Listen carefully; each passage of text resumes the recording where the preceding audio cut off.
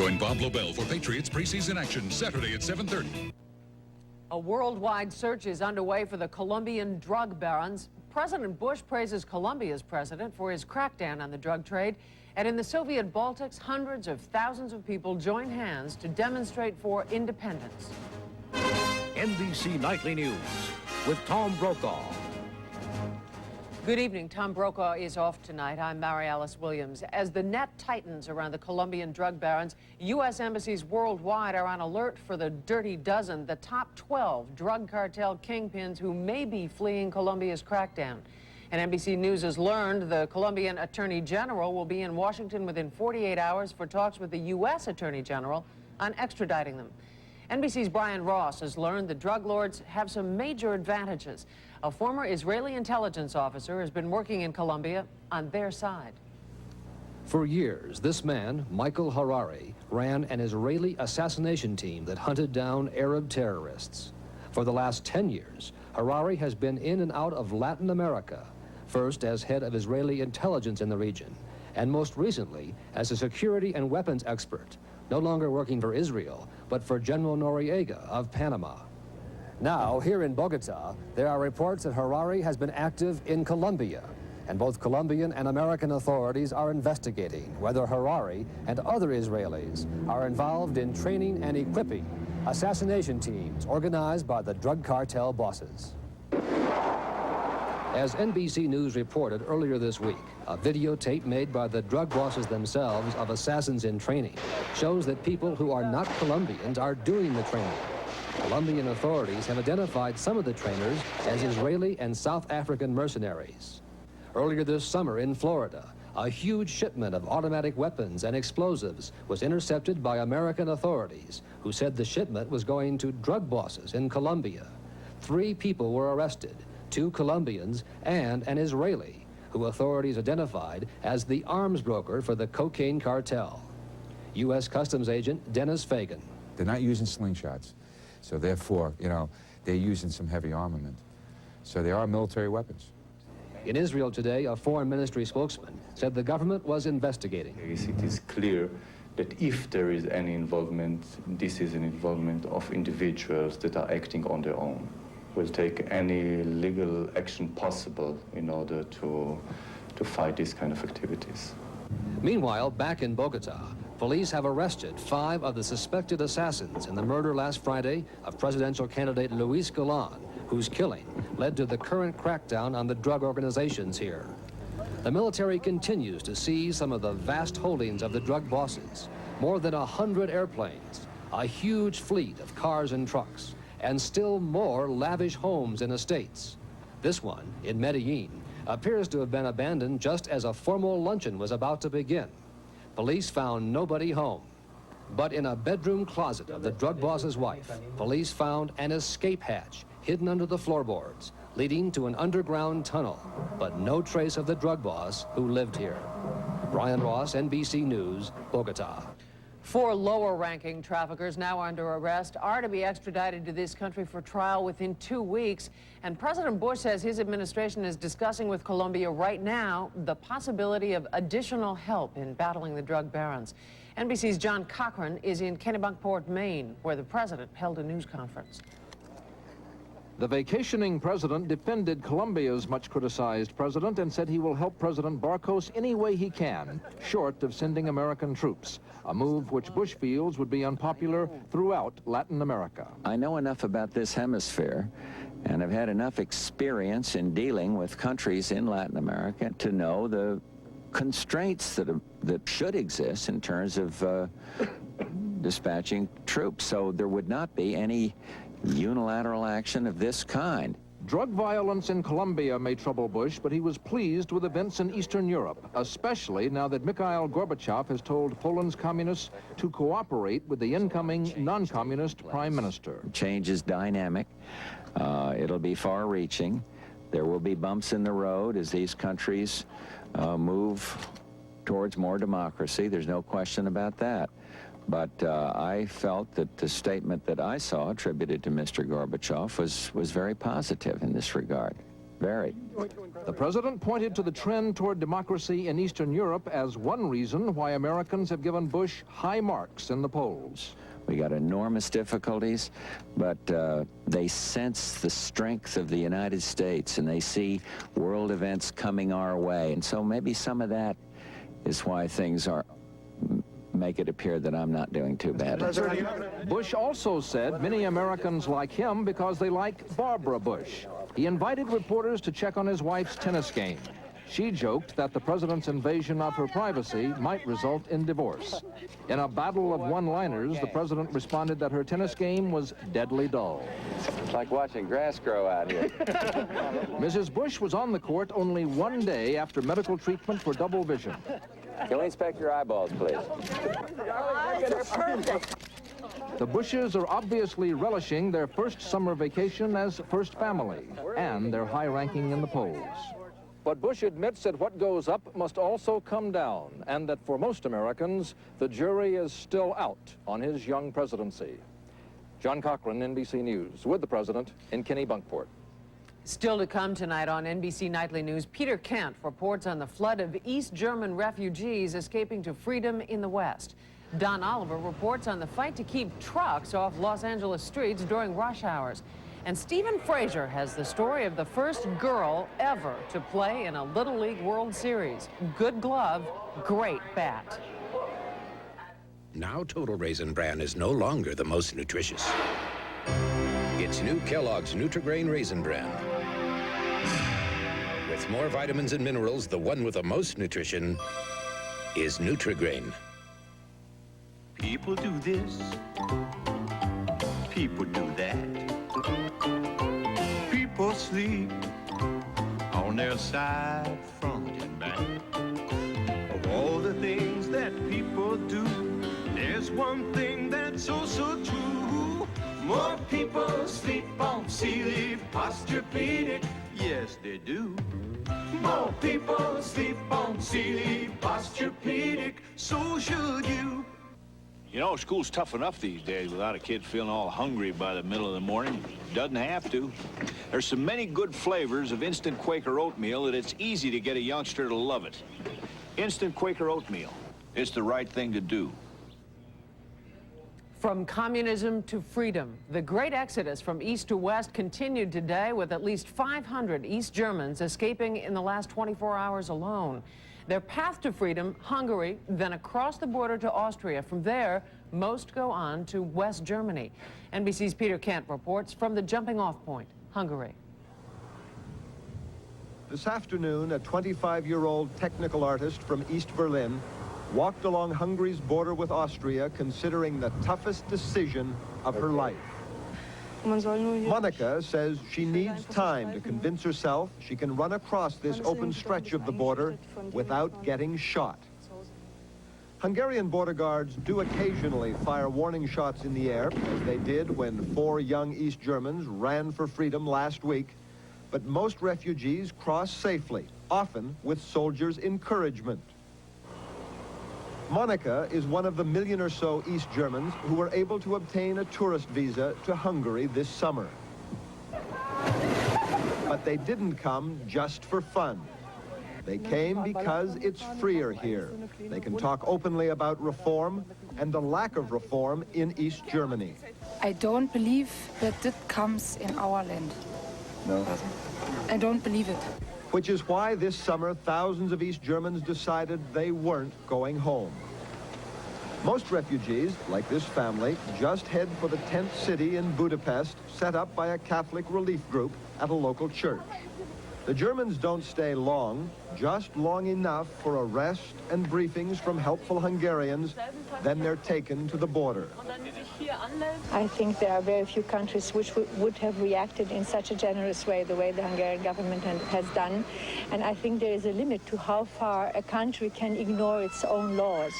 You know, Hungary does have a border, and it just can't all the time look the other way. While the exodus has embarrassed and enraged East Germany, Hungary has no intention of re-erecting the Iron Curtain to please its Warsaw Pact partner. Hungary started on a new path of civil and human values. Protecting our borders with barbed wire doesn't mix with those values. As each group makes it over the border to Austria, and groups in the hundreds are now routine, the refugees are given temporary food and accommodation, then transported to West Germany to claim the citizenship all Germans of that divided country are entitled to. Monica has dreams of a better life in the West. Later tonight or tomorrow, she will probably, like the thousands before her this summer, go for it. Peter Kent, NBC News, Budapest. Took the form of a chain reaction. In the Soviet republics of Latvia, Estonia, and Lithuania, as many as 2 million people linked hands in a chain that stretched 360 miles through those republics. They demanded a return to independence from the Soviet Union, lost as a result of a secret Nazi-Soviet pact 50 years ago today. In Moscow, a sympathy demonstration was met by a major show of force. Special riot police were brought out to crack down on the protesters. 75 people were reported detained. An Algerian expelled from France today hijacked an Air France jet with 115 people on board on a flight from Paris to Algiers. The hijacker had demanded an international conference on Lebanon and threatened to blow up the plane.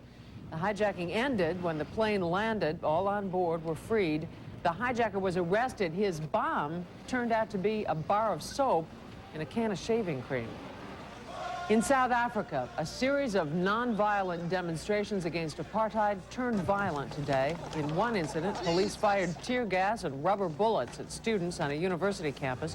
In another, tear gas was used against Archbishop Desmond Tutu and a group of school children. And in this country, at Andrews Air Force Base outside Washington, the return of 9 Americans hailed as fallen heroes of peace. Texas Congressman Mickey Leland and his delegation were killed in a plane crash in Ethiopia 16 days ago. They were on a hunger mission.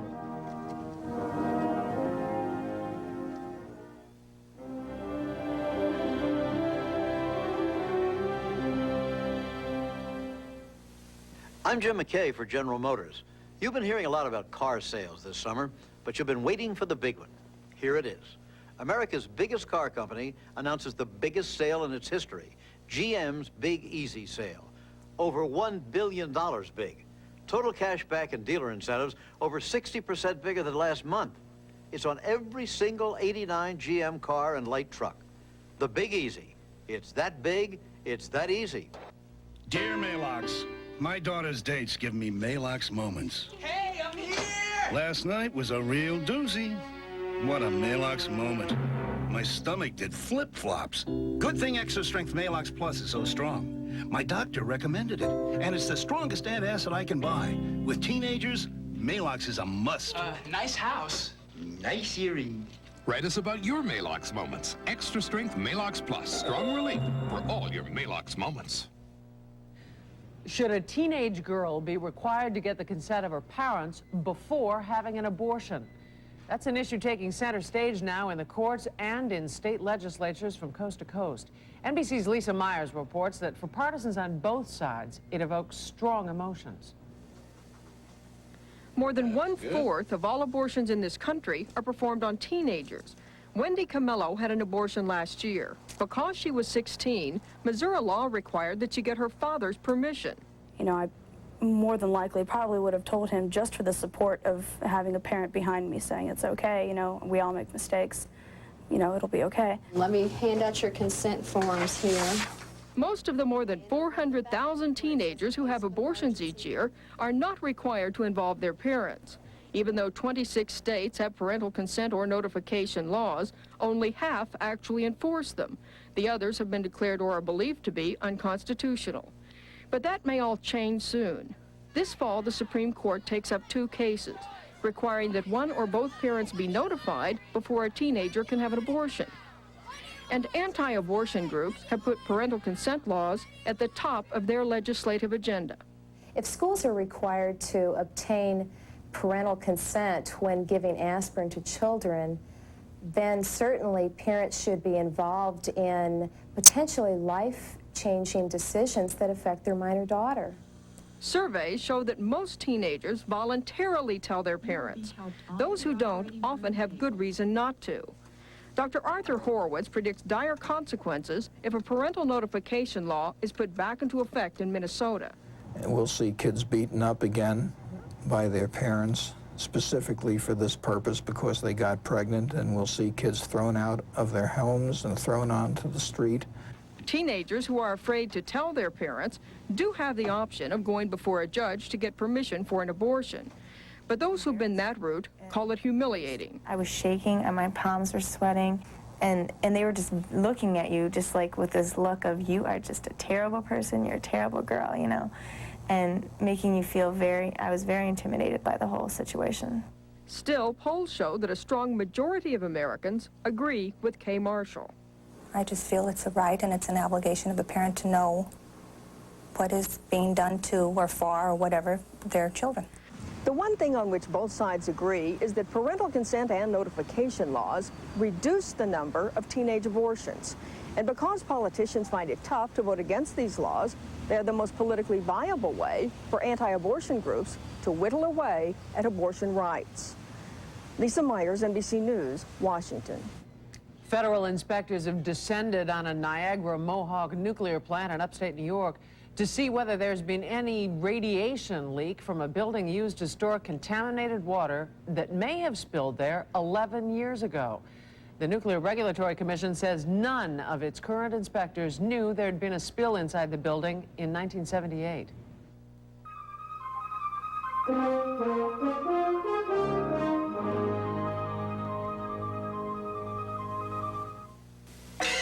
Pain. Pulsing, throbbing pain. There is a wonder drug for pain doctors themselves take more than extra-strength Tylenol or Advil. More doctors take Bayer. For pain, Bayer is the wonder drug that works wonders.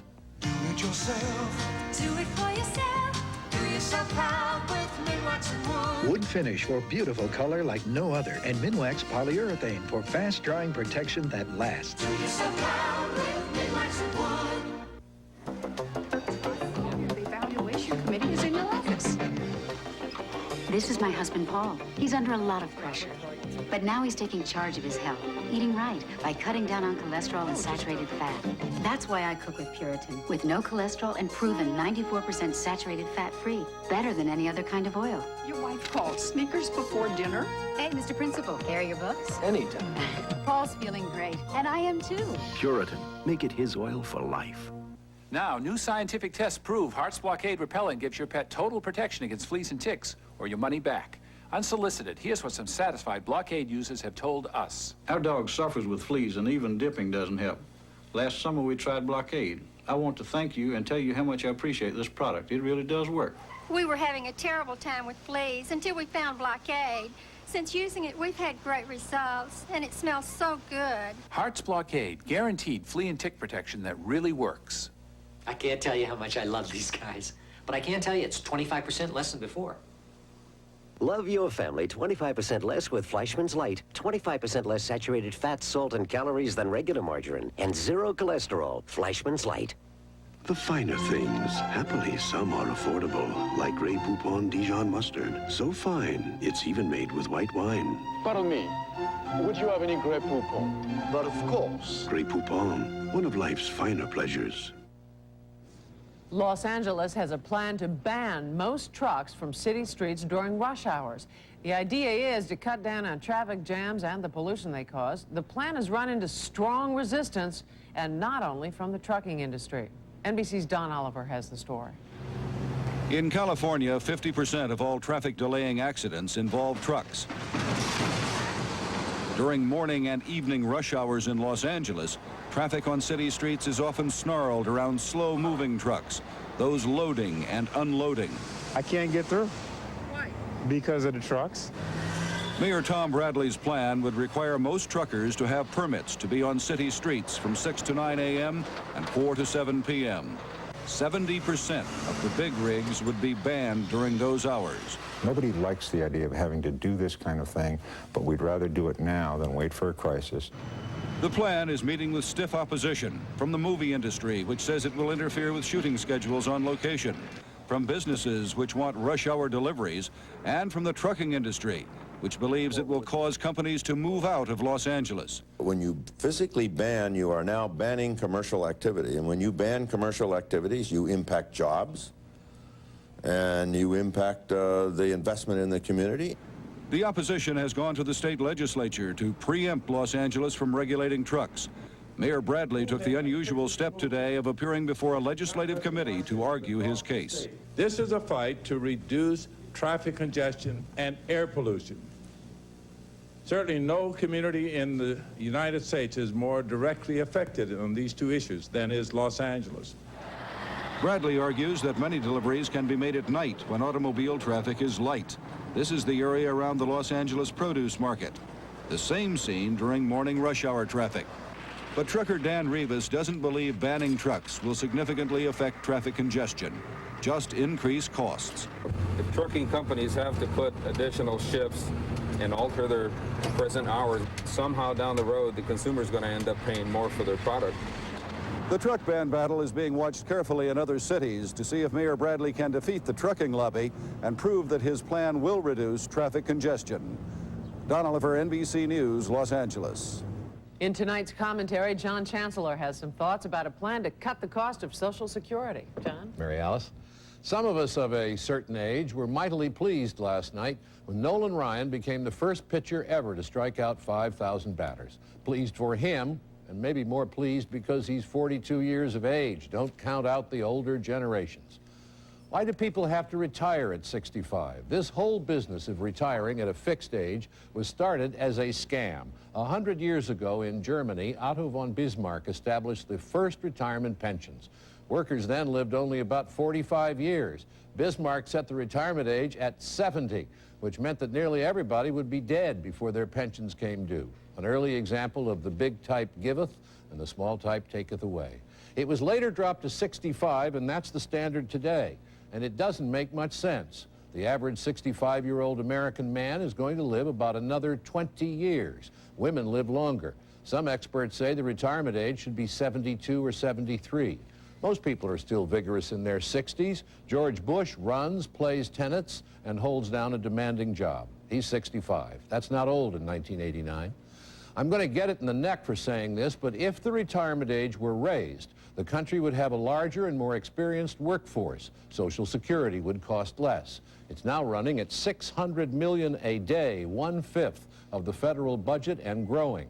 We need the workers, we need to save the money, and the way to do it is to raise the retirement age, which is commentary for this evening. Mary Alice? Thank you, John. In Japan today, the world's two largest makers of musical instruments, Yamaha and Kawai, announced they will start making piano keys out of plastic, not ivory. They say the change is in response to public pressure to protect elephants.